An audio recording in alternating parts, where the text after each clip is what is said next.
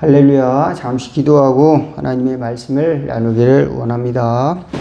하나님 우리 아버지 감사합니다. 저희들 연약하고 매일 쓰러지고 또 앞이 안 보는 일들 또 미래가 불투명한 삶을 살아갈 때가 많지만 주님께서 이끌어 주시고 주님께서 손잡아 주셔서 확신을 가지고 앞이 보이지 않아도 주님이 이끌어 주심을 믿고 나아갈 수 있는 믿음과 지혜를 얻게 하여 주옵소서. 세상 사람들은 알지 못하더라도 주님께서 구원의 길을 인도하시오니 저희들은 그 구원의 길은 다 알지 못한다 할지라도 하나님의 사랑에 의지하여서 주님과 함께 영생으로 인도하여 주시옵시고 우리가 살아가는 동안 모든 고민과 걱정과 근심을 다 떨쳐버릴 수 있는 지혜와 믿음 더하여 주옵소서. 몸이 연약한 성도를 치유하시고 믿음이 연약한 성도들에게 주님이 함께하여 주옵시고 고난당하고 있는 선교사님들 또 그 가정들 또 몸이 연약한 아버지 하나님의 당신이 귀한 자를 꼭 기억하여 주셔서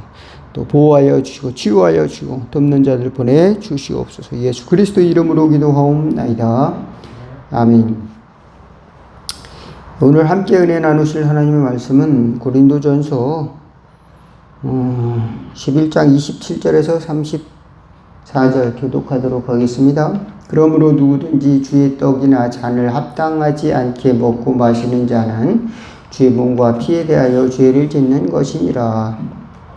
사람이 자기를 살피고 그 후에야 이 떡을 먹고 이 피를 마실지니 주의 몸을 분별하지 못하고 먹고 마시는 자는 자기 죄를 먹고 마시는 것이니라. 그러므로 너희 중에 약한 자와 병든 자가 많고 잠자는 자도 적지 아니하니 우리가 우리를 살폈으면 판단을 받지 아니하려니와 우리가 판단을 받는 것은 주께 징계를 받는 것이니 이는 우리로 세상과 함께 징계를 받지 않게 하려 하심이라. 그런즉 내 형제들아 먹으러 모일 때에 서로 기다리라. 만일 누구든지 시장에 가든지 집에서 먹을지니 이는 너희의 모임이 판단받는 모임이 되지 않게 하려 하니라. 그 밖의 일들은 내가 언제든지 갈 때에 바로 집으로 하리라. 예, 바로 잡으리라. 여기까지만 보도록 하겠습니다. 예, 오늘은 성찬에 대해서 이제 사도 바울이 설명하는 고린도 전서의 이야기입니다. 여러분 존 웨슬리라고 아세요? 존 웨슬리. 감리교인들은 존 웨슬리를 모르면 안 되겠죠? 예, 우리가 그렇지만 300년이 훨씬 지난 그 인물에 대해서 우리가 또 알면 또 얼마나 알겠습니까? 그죠? 풍월로. 그래서 감리교를 만들었다더라. 뭐 그 정도만 알아도 그렇구나. 감리교인인가 보죠? 이렇게 이야기할 수 이렇게 사람들이 말하기도 하겠습니다. 그렇지만 우리는 존 웨슬리에 대해서 한 번 더 생각해 봐야 되는 것은 그러면 그가 어떻게 해서 예수님을 믿게 되었는가? 어떻게 해서 예수님을 믿는 그 힘이 어디서부터 나와서 이제 영향력을 이렇게 많은 사람들에게 끼칠 수 있었을까? 이렇게 생각을 해봐야 됩니다. 그리고 지금 저와 여러분이 속한 감리교회 다니는 그런 그 성도가 되었는가 하는 것을 또 생각해 봐야 됩니다. 모든 교단들이 그렇듯이 장점을 갖고 있고 또 단점이 있습니다. 근데 존 웨슬리는 아버지가 성공회 국교회 목사였고 할아버지도 목사였고 할아버지도 목사였습니다. 그래서 아버지 또 할아버지 증조 할아버지 다 목사의 그냥 골수 목사의 집안이었고 그 다음에 어머니도 엄격한 기독교 집안에서 이제 자라난 이제 그 개신교 또 신앙인이었습니다. 그래서 자녀들을 무지하게 엄격하게 훈련을 시켰어요. 그래서 이제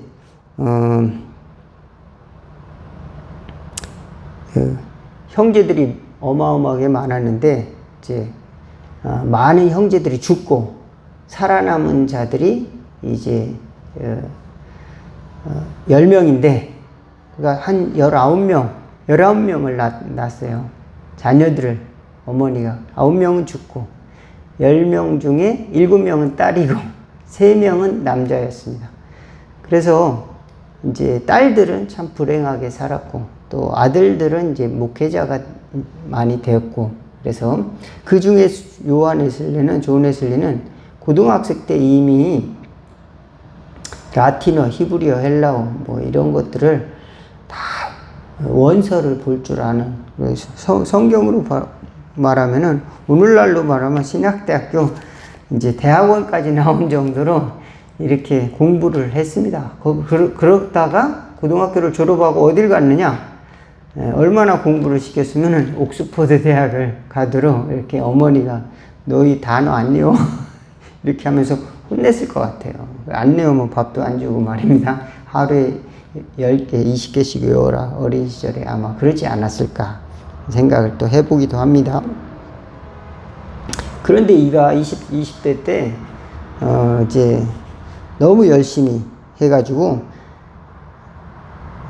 대학교에서 규칙쟁이라고 하는 별명을 얻게 됐어요. 그래서 너무 거기서 성경 읽고 전도하고 기도하고 성경 읽고 기도하고 전도하고 소모임 갖고 성경 읽고 기도하고 전도하고 소모임 갖고 나누고 계속 그러니까 쟤네들은 저 일밖에 안 하는가 보다. 그래서 걔네들은 참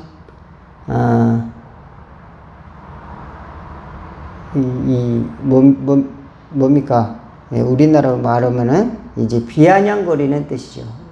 규칙쟁이, 메소디스트라는 말이 그때부터 생겼습니다. 그래서 감리교가 그 별명으로 인해서 감리교예요. 그냥 메소디스트. 규칙쟁이. 그 대학교 때는 홀리클럽을 만들어서 그런 별명을 가지고 있었는데 이제 젊은 날 헌신을 했기 때문에 그럼 나도 선교를 나가야 되겠다. 그 미국으로 갑니다. 미국 버지니아주에 밑에 가면 조지아라고 하는 주가 또 있대요. 거기에 보면은 또 조지아 밑에 사바나라고 하는 아름다운 항구에 도시가 있답니다. 거기서 이제 선교하다가 또 프랑스인에게도 선교하고 또 다양한 사람들을 선교하고 하는데 이제 그 연애 문제에 휘말리게 됐어요. 그래가지고 그 당사자인 그 여자 성도에게 당신은 문제가 있으니까 성찬에 참여하지 마세요. 이렇게 했단 말이에요. 그래가지고 그 문제를 이제 그 여자 성도가 고소하기에 이릅니다. 그래가지고 나중에 결국 웨슬리가 내가 그만두겠다. 그래가지고 사임을 하고 실패한 거죠. 그 원주민 선교에서 실패를 하고 고향으로 이제 돌아오는 겁니다. 고향으로 돌아오면서 이 배에서 풍랑이 있는 그 바다 가운데서 내가 미국 원주민들 구원하려고 많은 사람들을 구원하려고 미국에 갔는데 나는 누가 나를 구원해 줄 것인가 이런 질문을 해요. 그리고 이제 미국에 갔더니 모라비안 교도의 목사가 있어요. 이제 슈판겐버그라고 하는 목사님이 이제 상담을 하게 됐는데 모라비안 사람들은 이렇게 평안을 가지고 구원의 확신을 가지고 사는 것 같은데 이 존 웨슬리가 그 목사님한테 가서 상담을 요청을 했나 봅니다. 근데 그 목사님이 굉장히 신앙적인 현실적인 질문을 해요. 어떤 질문을 하냐면은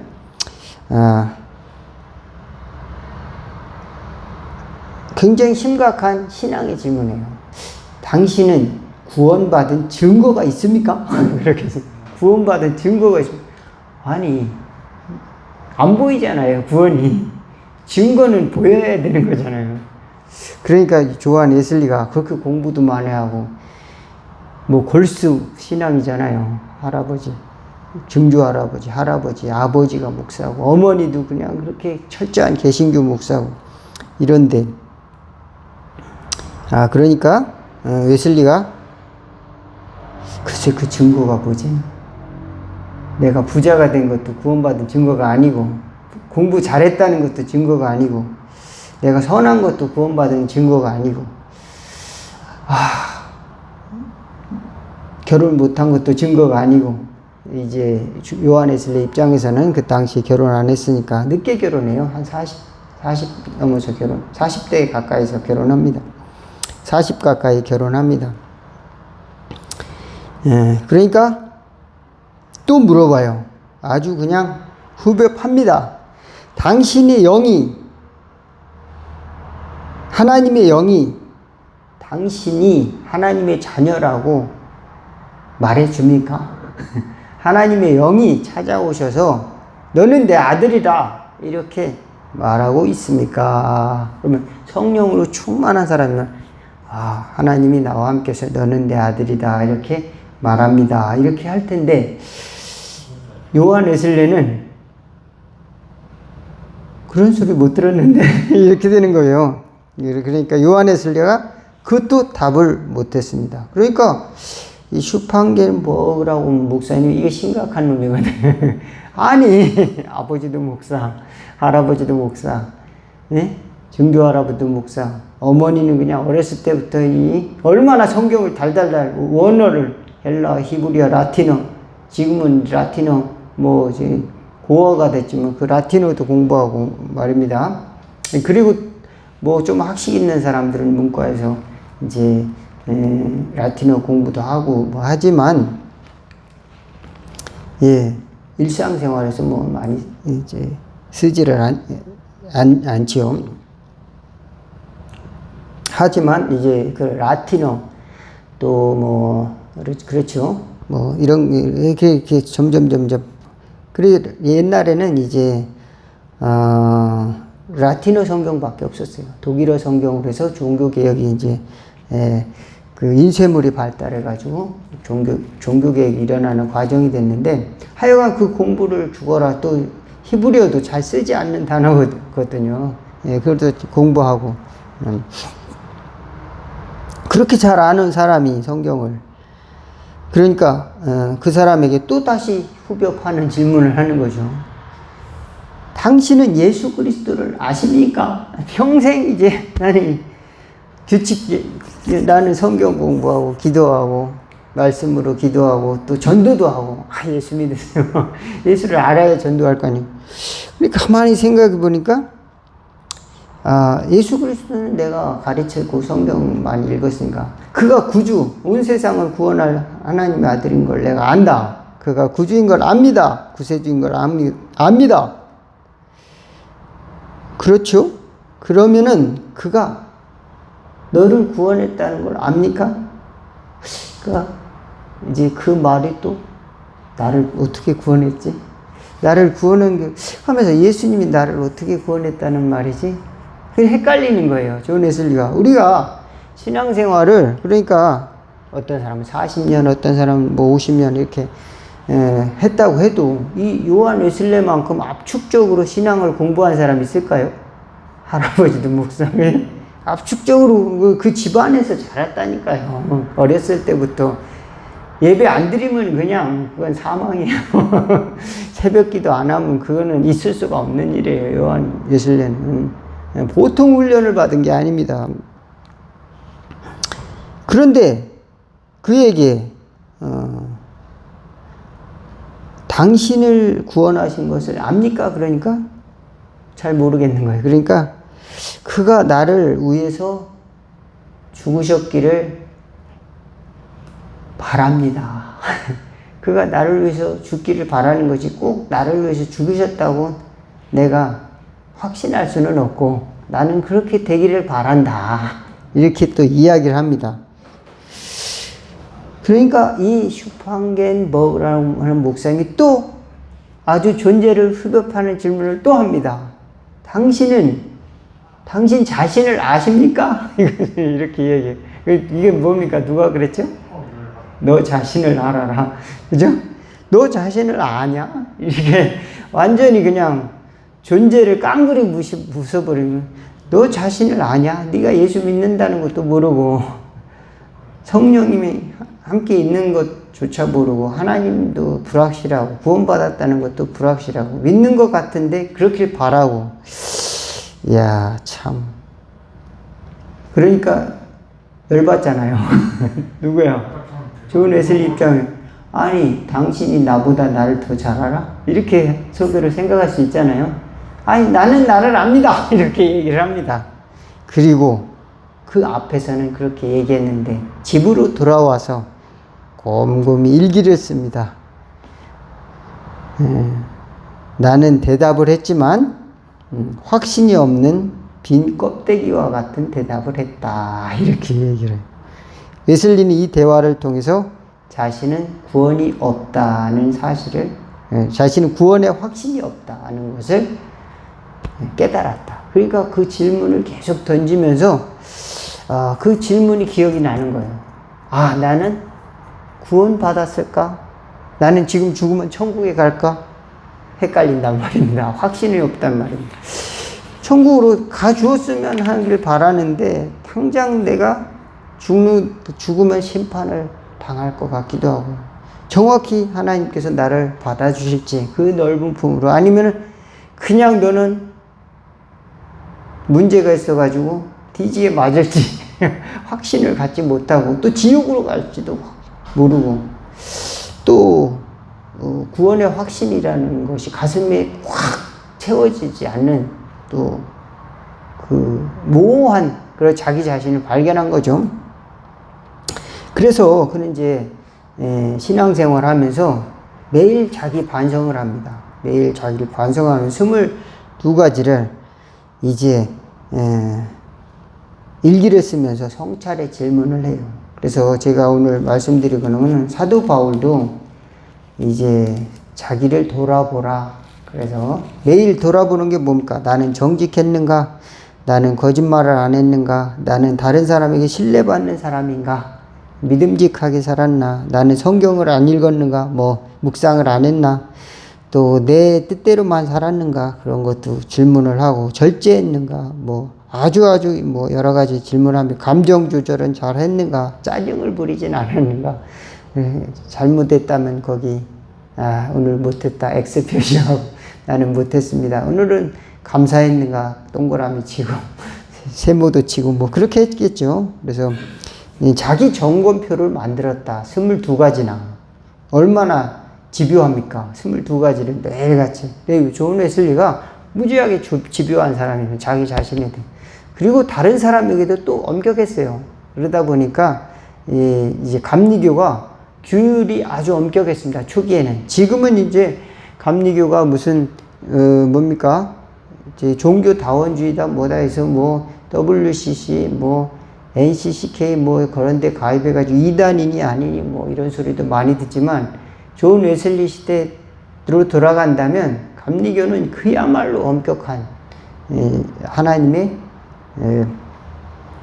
사람으로 훈련시킨 그런 뭡니까? 교관이었어요. 존 웨슬리가 한마디로 막 그래서 집회 때 갈 때마다 막 도전하고 성령 체험을 시켜야 되고 회개시켜야 되고 막 그래서 사람들이 변화가 막 그 바닥으로부터 일어났었습니다. 그래서 우리 자신을 돌아보는 일들을 했다. 그래서 사도 바울은 성찬을 대할 때 우리 자신을 돌아봐야 되는데 성찬은 뭐라고 할 수가 있느냐? 예수 그리스도의 몸에 참여할 때 나를 이제 돌아봐야 되는 그냥 아무렇지도 않게 교회에 나오는 게 아니라 회개하고 또 기도하고 또 교회에서 옛날에는 성찬이라고 하는 게 밥을 이렇게 떡을 이렇게 놓고서 그것을 띄어가는 거예요. 띄어가는 거예요. 근데 욕심이 나가지고 옛날에는 먹을 것이 많지 않았는지 자기네만 많이 가져가려고 그게 식사였어요. 그러니까 한마디로 오늘날로 말하면 식사를 하는데 양이 정해져 있어. 조금이야. 요만큼인데 20명이 먹어야 돼. 그러니까 우리 가족이 더 많이 먹어야지. 이만큼 가져. 그러면 거기 구석대기에 손바닥만 이렇게 있으면 나머지 사람은 다 못 먹잖아요. 뒤에서 우리가 배고픈데 이렇게 하고 이제 점심 식사를 해야 되는데 그렇게 못했다. 성찬은 식사와도 같았다. 그런데 사도 바울이 뭐라고 말하면 이제 배고프면 집에 가서 먹어라. 그러니까 우리가 요즘 성찬하고 틀려요. 옛날 성찬은. 요새는 뭡니까? 하나씩 주잖아요. 조그만 거 하나 먹고 뭐 요즘은 이제 천주교 같은 데는 뭐 동그란 그 얇은 뭐 그런 페이퍼 같은 떡을 주더라고요. 그거 먹고 또 잔도 조그만 거 하나씩 개별로 딱 이러는데 옛날에는 이만큼 떡을 놓고선 뛰어갔다. 그래서 그것을 먹을 때는 모든 사람이 하나님의 은혜에 참여하는 것이다. 그러니까 그걸 우리가 확대 해석하자면 하나님의 교회는 성찬의 의식과 같다. 그러니까 하나님의 교회 나올 때는 뭡니까? 욕심을 부리고 교회 나오면 안 된다. 그런 뜻이에요. 욕심을 너무 가지고 교회 나오지 말고 목사님 내 뜻만 이루어 주세요. 이렇게 하다 보면은 다른 사람은 더 소외된 사람도 생길 수가 있고 그잖아요. 내가 교회 지었는데 하면서 막 내가 막 주장하는 사람도 있어요. 목사님 똑바로 하라고 막 옆구리 잡고 막 흔드는 장로들도 있고 별의별 사람들이 무지하게 많아요. 그래서 목사님들이 눈치 보면서 말입니다. 회의할 때 보면 머리가 지끈지끈 아파요. 뭐 하나도 되지 않고 고집만 세고 말이죠. 그런 사람들이 뭐 장롱과 같이 딱 병품을 치고 앉아가지고 대화도 안 통하고 말입니다. 그런 사람들이 교회에 많으면 어떻게 되겠어요? 그리고 자기 뜻만 오라. 새로운 의견을 들으려고 하지도 않아. 그러면 교회가 변화가 안 돼요. 생전 교회가 변화가 되지 않고 이제 새로운 흐름을 받아들이지 못합니다. 새로운 역사를 만들어내야만이, 도전을 해야만이 교회가 이제 저거를 새로운 시대의 파도를 타는데 항상 정체되어 있어요. 그래가지고 피아노를 여기서부터 여기로 옮기는데 100년이 아니 10년이 걸리고 20년이 걸리고 만장일치가 됐네. 그거는 누가 헌금했는데 그 자리에 옮기면 안 됩니다. 그거는 거룩한 장소를 막 옮기면 안 됩니다. 또 뭐 피아노 하나 옮겨. 그리고 이게 교회 그 재단에다 뭐 이제 이 드럼 이거 놓는 것도 이거 간단한 문제가 아니었습니다. 어떻게 하나님이 강단에다가 드럼을 놓느냐. 근데 요즘은 다 강단에다 옆에다 드럼을 놓고 드럼 박스를 만들어 놓고 또 CD 박스도 만들어 놓고 다 해요. 요즘은. 근데 그것도 상당히 어려웠던 시절이 있었다. 그 다음에 어떻게 강단 올라갈 때 신발을 신고 올라가냐. 항상 신발을 벗고. 근데 뭐 요즘은 뭐 이제 청년들이 와가지고 여기서 이제 찬양 것도 하고 드럼도 치고 기타도 치고 다 하는데 뭐 이제 90년대 뭐 경배와 찬양 붐이 일어나면서 그 점점 발전을 하는 거죠. 지금은 이제 한 30년, 한 세대가 지났죠. 훨씬 지났죠. 그래서 문화들이 많이 바뀌어가고 있는데, 근데 나이 드신 분은 여전히 지금도 옛날 찬송가만 좋아하시고, 요즘 찬송가들은 뭐 따라하기가 너무 어려운 분들도 여전히 있다. 그런데 내가 내 뜻만 너무 주장하는 거는, 그리고 그걸 옳다고 생각하면 여기서부터 문제가 있는 거예요. 내 뜻을 잊고 다른 사람도 있을 수 있다. 이렇게 생각하면은 오히려 난데 그것이 옳다고 생각하고 또 욕심을 부려요. 이것들이 내 뜻을 무시하나. 그리고 감정적으로 싸우다 보면은 뭡니까? 내가 더 떡을 먹어야 되는데 이런 마음과 똑같은 거예요. 그래서 시기가 일어나고 질투가 일어나고 그러다 보면은 성찬에 참여한 자세가 안 돼서 사람이 자기를 살피고 그 후에야 떡을 먹고 이 잔을 마실지니. 그러니까 존 웨슬리는 자기가 구원받고 싶어서 선교하러 갔다 이렇게 고백을 합니다. 다른 사람을 구원하기 위해서 선교하러 가는 것이 아니라 자기가 사랑받고 싶고 구원받고 싶어서 나갔는데 실패를 맛보았다. 나중에 그렇게 스스로 평가를 합니다. 그리고 나중에 34세경에 이제 37년도인가요? 네, 그렇죠. 37년. 1703년도에 태어났으니까 이제 1737년도에 올더스케이트에서 이제 하나님의 성령이 찾아와요.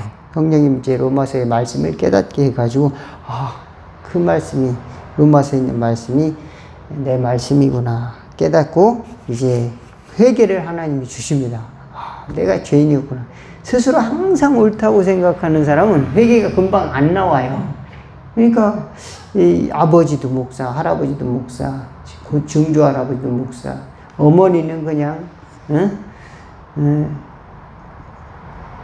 아들 목사 만들려고 얼마나 그 노력을 했겠습니까? 그리고 회개가 35살에 일어나 34살에 일어났다 이렇게 생각을 하면 인간의 힘으로 능으로 회개가 안 된다. 그러니까 억지로 내가 옳으니까 너 회개해. 이거는 사실은 야, 너 죽으면 천국 가 지옥 가. 너 죄가 있어 없어? 죄가 당연히 있겠죠. 그런데 스스로 죄 있다고 하는 사람도 많지 않아요. 죄 있기도 있죠. 뭐 왜 죄 없는 사람 어디 있어요? 그럼 천국 가 지옥 가. 글쎄요. 넌 지옥 가. 죄가 있으니까. 그럼 예수 믿어야 돼요? 안 믿어요? 믿으면 천국 간다는데. 너 안 믿으면 지옥 가. 이렇게 설교를 했다고 해서 설교를, 이렇게 그 논리는 맞는 것 같은데, 그 논리로 그가 회개가 이루어지냐? 그 논리로 그 사람은, 그래, 안 믿으면 지옥 가니까 너는, 예수를 믿어야 된다. 이런 논리로 그 사람이, 회개가 이루어질까? 이거는 미지수다. 저는 그렇게 생각돼요. 이거는 모르겠다. 저도. 그래서 그런 설교는 저런 이제 전도는 조금 지양을 해요. 저도 사실은. 제가 고등학교 다닐 때 이런 식으로 전도하는 목사님들 많이 있었어요. 당신 죄가 있습니까? 없습니까? 그러면 당연히 있다 없다 말. 있으면은 나는 없다고 하면 그것도 죄인이고. 그잖아요. 내가 의롭냐? 부모, 그러면 십계명을 줄줄. 네가 우상을 섬기냐? 너 다른 신에게 제사를 안 하냐? 뭐 또 절에 갔냐? 뭐 어때서 그 다음에 망령되게 하나님의 이름을 일컫냐? 안식일을 기억해요. 교회도 안 다니면서 네가 무슨 죄를 안 지었다고 그러냐? 부모를 잘 공경했느냐? 거짓말을 안 했느냐? 간음하지만 했느냐? 도둑질하지 않느냐? 살인하지 않느냐?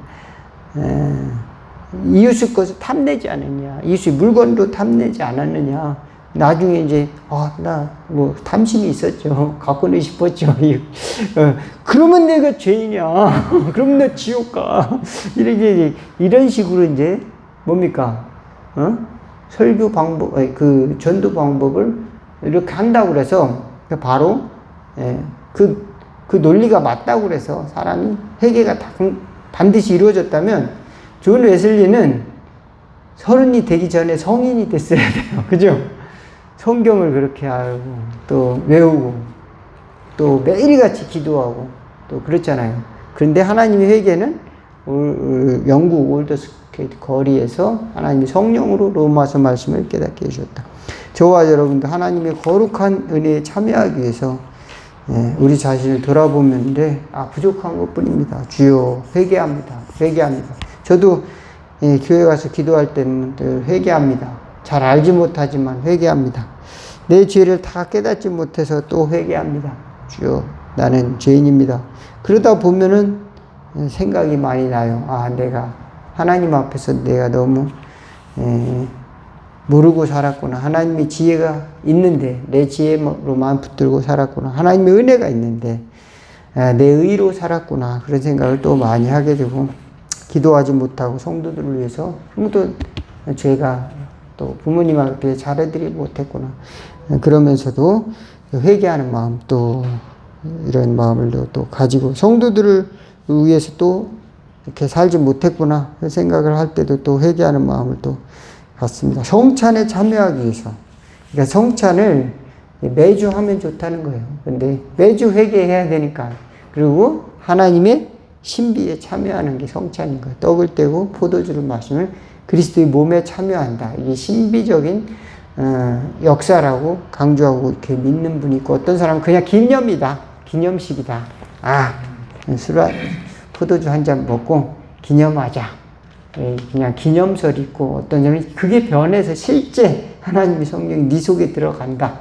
이런 이제 설이 두 가지 있는데 그 둘 중에 무엇이라 하더라도 우리는 거룩한 것에 참여하는 존재다. 어떤 형태로든지 하나님은 그것에 참여해서 성숙한 성화가 되는 성도가 되기를 원하신다. 믿으시기를 바라겠습니다. 잠깐 기도하겠습니다. 하나님 우리 아버지, 하나님의 거룩한 성찬은 그리스도의 몸이고 그리스도의 살과 피임을 믿습니다. 우리는 그것을 잘 분별하지 못하고 신앙생활 할 때가 많이 있습니다. 그저 내 기분 따라 신앙생활하고 교회 오며 또 때로 시기와 질투 또 이기심이 벗어지지 않는 때가 많이 있사오니 주여 용서하여 주옵소서. 세상을 바라보고 비교하다가 넘어지는 저희들입니다. 주여 도와주셔서 성찬에 참여할 때는 회개와 또 엎드린 마음, 겸손한 마음으로 또 주님의 은혜를 구하는 마음으로 또 참여하는 저희들이 심령으로 살아갈 수 있도록 축복하여 주옵소서. 나가 순종할 때 그리스도의 말씀을 깨닫고 그리스도의 몸과 또 은혜에 참여할 때 그리스도의 생명에 참여할 때 우리는 겸손한 마음으로 회개의 마음으로 순종의 마음으로 참여하는 성찬의 삶을 살아가게 하옵소서. 예수 그리스도의 이름으로 기도하옵나이다. 주기도문 하겠습니다. 하늘에 계신 우리 아버지 이름이 거룩히 여김을 받으시오며 나라가 임하옵시며 뜻이 하늘에서 이룬 것 같이 땅에서도 이루어지리다. 오늘날 우리에게 일용할 양식을 주옵시고 우리가 우리에게 죄진 자를 사하여 준 것 같이 우리의 죄를 사하여 주옵시고 우리를 시험에 들게 하지 마옵시고 다만 악에서 구하옵소서. 대개 나라와 권세와 영광이 아버지께 영원히 있사옵나이다. 아멘. 네, 그것 좀 눌러주세요. 데모.